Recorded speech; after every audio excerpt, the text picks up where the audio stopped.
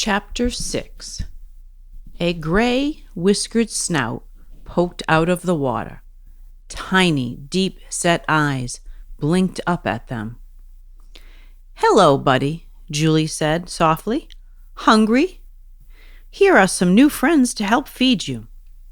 Jody's eyes widened at the sight of the strange-looking creature. It had a fat, blubbery gray body like a seal's that ended in a wide, flat tail. The stubby little flippers looked like they'd been stuck onto the shapeless body as an afterthought. "Wow, he's so ugly, he's actually cute," Brittany exclaimed. Jody laughed. She completely agreed. "Would one of you boys like to have a go at feeding Buddy?" Julie asked, turning to the twins. She smiled apologetically. "I'm sorry, but I can't remember which of you is which." "I'm Jimmy, and I'm the oldest," Jimmy announced, pointing at his chest, "so I get to go first." Sean frowned, but didn't object. He was used to letting his brother take the lead. "Don't worry," said Julie, with a glance around at them all. "Everyone will have a chance to feed Buddy while you're here. He takes 4 bottles a day." Jimmy let Julie show him where to stand. "Hold the bottle tightly with both hands," she cautioned him. "Buddy is pretty strong now, and he really pulls at the nipple." At the sight of the feeding bottle, the hungry young manatee reared up out of the water.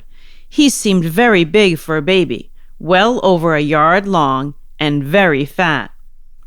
With a soft grunt, Buddy latched onto the bottle right away and began to suck. "Wow," said Jimmy, bracing himself. "This guy really is hungry." Jody couldn't help but smile as she watched Buddy feed. After a few moments, he closed his little eyes, looking utterly blissful. His slit-like nostrils opened and closed as he breathed. "He wasn't always such a good eater," Julie told them. "When we first tried to feed him, the milk just dribbled out of his mouth. We didn't think he would survive. But then we made contact with a manatee expert in Brazil. She told us that ordinary milk wouldn't do for Buddy. He needed a lactose-free formula with some extra nutrients and fatty acids that would be closer to his mother's milk. After we put him on the special formula, he finally started to thrive." "How much longer will you need to bottle feed him?" Jody wondered. "For at least another year," Julie replied. "He's already a year old, but manatees stay with their mothers for a long time. Even after we wean him, we'll want to keep a close eye on him for a few more months, until we feel he's fit enough to be released." "What do full-grown manatees eat?" Brittany asked. "They're herbivores," Julie said, "so just plants."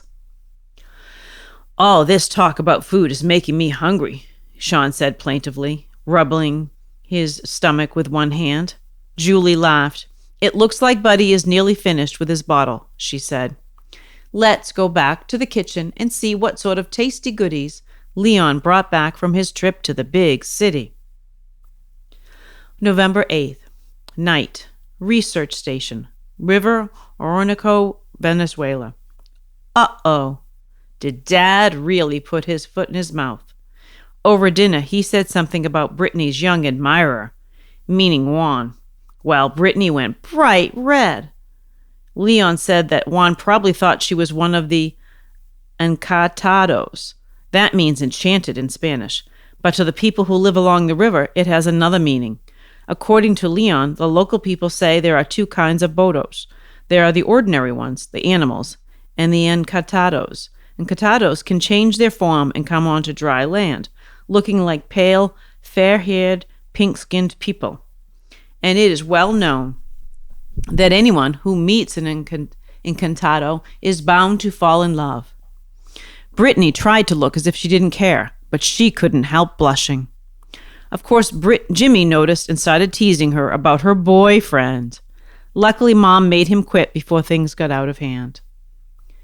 It's too bad, because Juan is really nice, and I think Brittany thinks so too. I noticed she was talking to him just before he left. Why shouldn't they be friends? But now she'll probably pay little attention to him, just to keep from getting teased by my monkey brothers. Next morning, they all rose early again before the sun was up.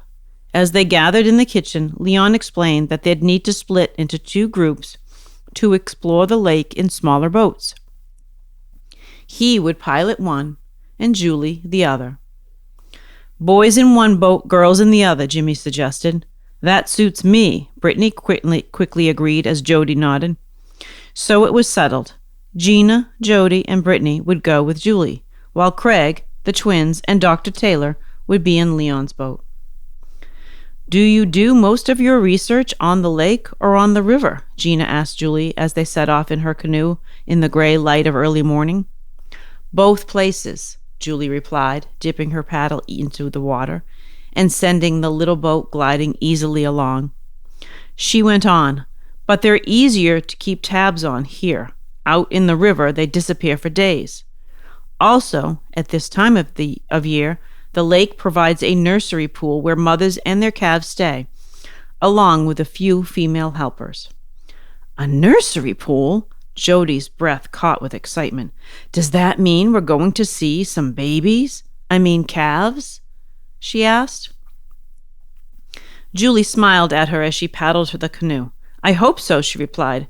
Botos are usually born when the rivers are starting to fall. Around here, that's September or October. When the water levels drop, the fish are more concentrated, so the botos don't have to travel very far to find food. We got to see some baby bottlenose dolphins being born when we were in the Bahamas, Brittany offered shyly. That was pretty cool. Lucky you, Julie exclaimed warmly. I've never seen a boto calf being born, but Posy can't have been more than a few minutes old when I first met her. Who's Posy? Gina asked, looking up from checking her video camera. Julie smiled. That's Posy right there, she said, nodding toward her right. They all looked where Julie had indicated. Gina raised her video camera and began recording. Oh, how sweet, Jody cried. There, in the water, or more accurately, on the water, only a few feet away from the canoe, she saw the young boto. The top of her head, the melon, was dark gray, and so was a strip running down along her back, including the low dorsal ridge, but the rest of her body was pale pink. Like every other dolphin Jody had ever seen, this one, too, seemed to be smiling.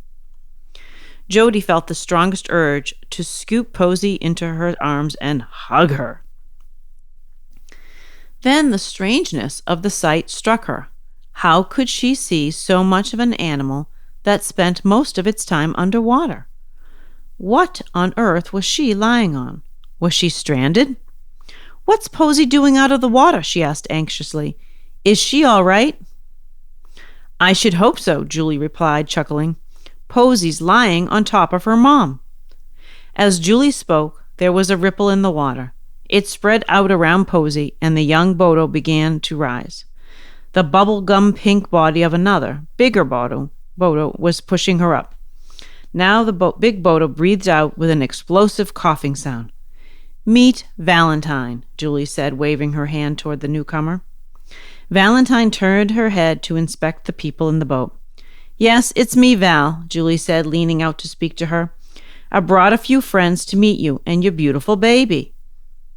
In reply, Valentine reared up in the water. This sudden movement threw Posy off her back, and the calf thrashed awkwardly for a few moments, her flippers paddling wildly. Valentine immediately dropped back, all her attention focused on her calf. She nudged Posy gently. Jody watched the mother and the calf rub against each other in the water. She sighed with relief to see that nothing was wrong. Oh, dear, Val, said Julie, shaking her head ruefully. You must try to remember that you're a mother now, and that your baby can't always keep up with you. Is this her first calf? Gina asked, still focusing her camcorder on the scene in the lake. We can't be certain, Julie replied, but after observing them together practically every day for 2 months, I'm convinced of it. I think Valentine is still pretty young, too, for all her size. But won't the other female botos teach Val what to do? Jody asked. She knew that bottlenose and other types of dolphins were nearly always helped by one or more aunts during and after they gave birth. I think botos aren't as social as marine dolphins, her mother told her. I've read that the boto is a very solitary animal. Actually, our research has shown that's not always true, Julie replied. Early researchers on the Amazon River thought that, but now we know that botos do live in stable social groups. They spend most of their time in groups of up to 5 or 6. At least the ones in the Orinoco do. And the females help one another out, just like all dolphins everywhere. She smiled at Jody. So, Jody's question was a good one. Unfortunately for Valentine, though, there were a lot of births this season. So all the females we might have expected to play auntie to Posy are busy looking after calves of their own. Jody watched as Valentine and Posy swam away together, sticking so close to each other now that they seemed glued together. How many more babies are there? Brittany asked. Julie picked up her paddle again, and the canoe began to glide along, directed by her firm, strong strokes. There have been 5 calves born in the lake this season, she replied. But of course the ones born last year are still with their mothers. Botos don't grow up too quickly, she explained. It's a very close relationship. Calves can stay with their mothers for up to 3 years. Julie broke off with a yell. The canoe lurched and rocked heavily to one side. Jody clutched anxiously at her seat, afraid they were about to overturn. What's going on? Asked Gina, cradling the video camera protectively. Something's got my paddle, Julie gasped. She was hanging on to her end with all her might. Something unseen in the water was trying to tug it away. Oh no, Brittany cried, her voice a high, thin wail. We'll be stuck. All of a sudden, the paddle came free. Whatever had been holding it under the water let it go. The canoe rocked wildly again as Julie fell back in her seat. A familiar soft coughing sound attracted Jody's attention. Looking over the side of the boat, she saw a shiny gray melon. The blowhole opened as it breathed. Moments later, the whole head pushed into the air. The boto opened its beak, revealing the long rows of sharp, dangerous-looking teeth. He's laughing at us, said Julie. Ocho, you bad boy, you scaring us like that. She tried to sound stern, but laughed to one out. Ocho shook his head back and forth, watching them intently. Ocho, you're all right, Jody said happily. She leaned over the side, wondering if she dared reach out to stroke him. Where's your mother? She asked. Over there, said Julie, pointing. Here's Viva, coming after him now. I'll bet after yesterday's little adventure, she doesn't want to let her son out of her sight. Jody turned eagerly to look. Sure enough, here came a large pink dolphin, headed straight for Ocho. In response, Ocho turned and scooted in her direction, doing an enthusiastic belly flop. Water splashed everywhere, showering down on them, and the little boat rocked wildly on the wave created by the excited young boto. They all watched as Ocho greeted Viva by rubbing himself against her.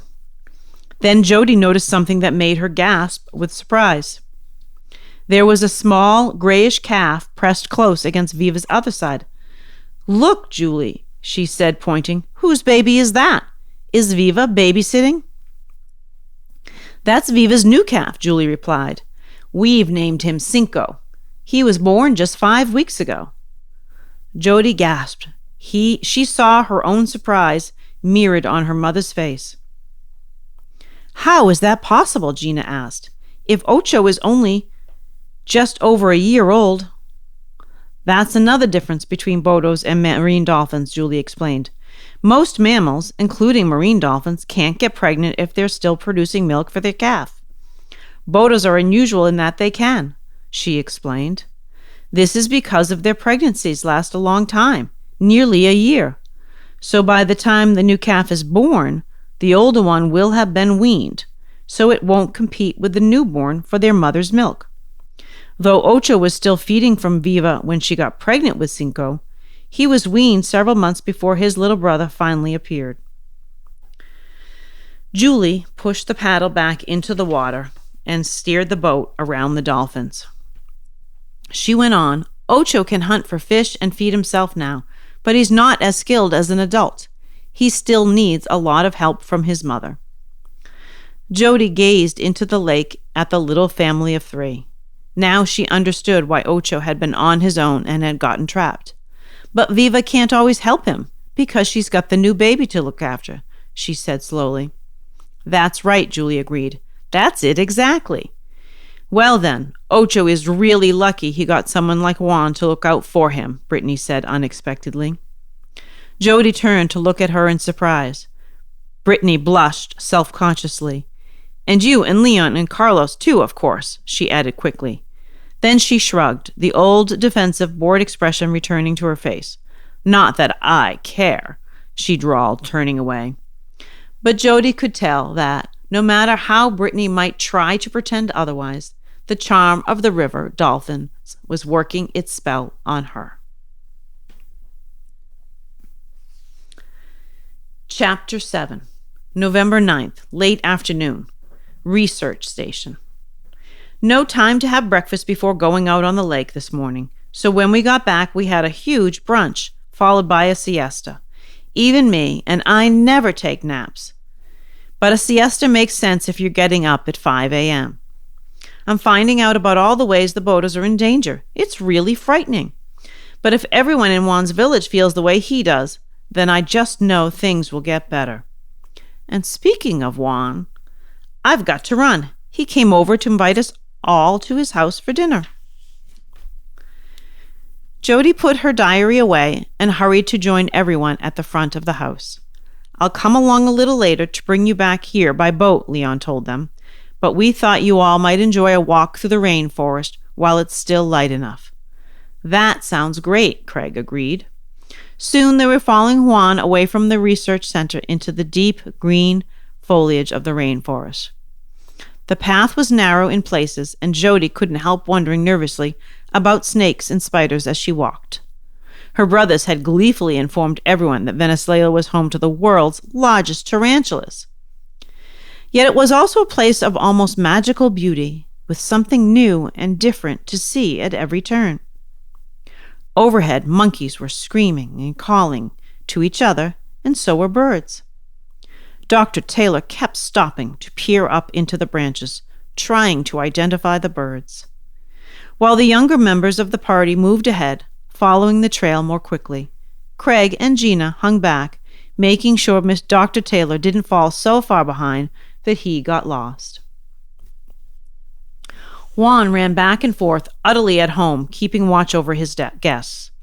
He was especially attentive to Brittany, warning her whenever there was a possibility she might stumble, pulling trailing vines and low branches out of her way, and always murmuring politely in Spanish, and gazing at her with adoring brown eyes. Jody thought Brittany was looking a little flushed. She couldn't tell if she was pleased or embarrassed by Juan's constant attention. Unfortunately, Jody wasn't the only one who had noticed. Jimmy punched Sean lightly on the arm. "Ooh, look, Brittany's got a boyfriend," he said, making a silly face. "Be quiet, you little baby," Brittany snapped. Jimmy's eyes lit up with mischievous delight at getting a response from his victim. "Brittany's got a boyfriend, Brittany's got a boyfriend," he crowed. Brittany went fiery red. "They're silly babies. Don't listen to them," she begged Juan. "Oh yeah? You're the baby," Jimmy replied, scowling. He turned to Juan. "How can you stand to have a girlfriend as ugly as Brittany?" Juan gazed back at Jimmy in astonishment. "How can you say she is ugly? Brittany is the most beautiful girl I have ever seen." Sean hooted at this. Jimmy shrieked. "Ooh, he's in love." "Stop it, you two," Jody said sharply, "or you'll be in trouble." "I don't understand," Juan said, confused by the peculiar way Jimmy hooted the word. "What is love?" Jimmy laughed. "Your boyfriend can't understand English, Brittany." He's not my boyfriend, Brittany yelled. So just be quiet about it. After saying that, she charged away down the trail. Juan hesitated a moment, looking unhappy. Then he hurried after Brittany just as Craig caught up to them. What's going on here? He asked, casting a suspicious glance at the twins. Nothing, said Sean, looking innocent. They were teasing Juan and Brittany, Jody said when her dad looked at her. I only said the truth, Jimmy declared. That's enough, Craig said firmly. Whatever you were saying, it wasn't making Juan happy. I won't have that. He's our host, remember? No teasing. And leave Brittany alone, too. I don't want to have to tell you about this again. Understand? Jimmy shrugged and sighed while Sean nodded meekly. They reached Juan's village a few minutes later. The simple wooden houses all had thatched roofs and were raised on stilts to keep them safe and dry in the rainy season. Juan pointed out his school, a larger version of the houses, and explained, Only a little while ago we had to paddle to school in canoes. Jody was surprised. Does everyone have a canoe? Juan nodded. Oh yes, in the rainy season, it's the only way to get around. Kind of like bicycles back home, Sean suggested. You have canoes and boats, and in Florida we have bicycles and cars. As they walked through the village, Jody noticed some girls watching them. When she turned to smile at them, they burst into giggles and ran away. Here is my house, Juan announced, leading the way in. Inside it was spacious and airy, almost cool after the stifling heat outside. Juan's parents, Cecilia and Mario, greeted them in Spanish with warm smiles and offers of fresh guava juice to drink. Juan introduced his little sister Maria. She was an adorable little girl dressed all in pink, hiding shyly behind her mother and peeking out at the strangers. The juice was delicious. But after she had finished it, Jody couldn't help feeling a little bored as her parents and Juan's chatted away in Spanish. She noticed that Dr. Taylor, sitting in a corner, seemed to be nodding off. Her brothers were fidgeting. Jimmy had that look on his face that promised trouble. Luckily, Gina noticed it too. She spoke to Cecilia, who in turn spoke to Juan. Juan nodded and then turned to Jody, Brittany, and the twins. Let's go outside and explore for a while. Before dinner, he said. Jody, Jimmy, and Sean followed him eagerly. Only Brittany did not move. Come on, Britt, Jody said. The other girl shook her head. No thanks, I'd rather stay here. She avoided looking at Juan. Jody shrugged. Suit yourself. As soon as they were outside, Sean and Jimmy shot off as if fired from a gun. Race you to the river, Sean cried. Juan hung back with Jody, walking more slowly. Turning to her unhappily, he burst out, Why doesn't Brittany like me? Jody bit her lip. I'm sure she does, really. Juan shook his head. You heard her. She said I wasn't her friend. And when I tried to help her in the forest, she told me to leave her alone. She was embarrassed. It's all the twins' fault, Jody shrugged to explain. But why should she be embarrassed? Why did she say I was not her friend? Juan asked unhappily. She didn't say that, Jody objected. She frowned, remembering. She said you weren't her boyfriend. Juan shrugged. So I am a boy. So I am a boy, a boyfriend. What is the difference? There is a difference, Jody told him. Friend means amigo. Boyfriend. She paused, uncertain of the term in Spanish. Well, a boyfriend is different, she went on awkwardly. That is someone you go out with, who you like in a special way. Well, who you might want to marry. Juan stared at her in astonishment. But I am too young to marry, he objected. And Brittany, do girls get married at 13 in your country? No, of course not, Jody said, laughing. Jimmy and Sean were just giving her a hard time. Juan nodded as he understood. They were saying I am her novio, her boyfriend. She doesn't like that. Okay. But Jody, tell me, will Brittany let me be her friend? Or does she hate me too much? I don't think she hates you at all, Jody said, earnestly. She was pleased to see the unhappiness vanish from Juan's face. The Tucuxi getting ready for dinner. They had reached the river. There they found Sean and Jimmy at the center of a group of children, all gazing out at a group of playful, acrobatic dolphins. Jody immediately saw that these were not Bodos, but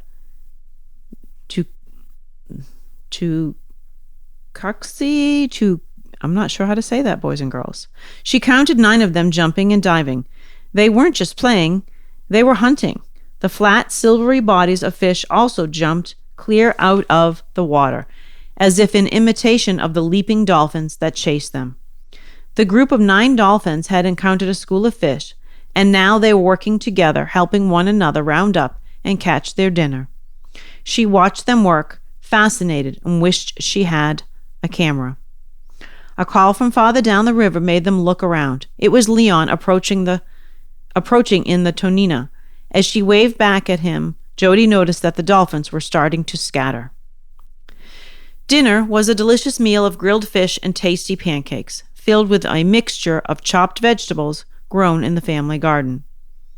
As they ate, the visitors learned a little more about life in the village. It was a simple, old-fashioned place, far from the modern world, without electricity or indoor plumbing. There were no televisions or telephones, no computers or cars. It was very different from the world Jody had always known. But Juan's parents felt that life was good, because the river and the forest provided well, and there was plenty of food for everyone.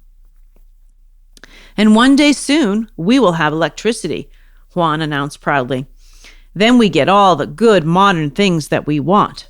A refrigerator for Mama, an electric saw for Papa, maybe a television, or even a computer for me. The government has plans to build a dam and hydroelectric plant, Leon explained. It is said to be necessary, and the people certainly want it. But it will mean big, big changes, especially for the rainforest. What's good for the people won't be good for the wildlife. We don't want to do anything bad to the dolphins, Juan said anxiously. Leon smiled at him. No, of course not. But a dam will change the landscape and will change the dolphins' habitat. These are problems we need to think about. We need to learn from what has happened in other parts of the world and not repeat the same mistakes. Fortunately, we still have some time to make plans. Hopefully, the work we're doing at the research station will help. As Leon spoke, something dropped from the rafters onto the tabletop. It was a brown, furry creature, the size of a basketball. Squealing, it launched itself straight at Jody.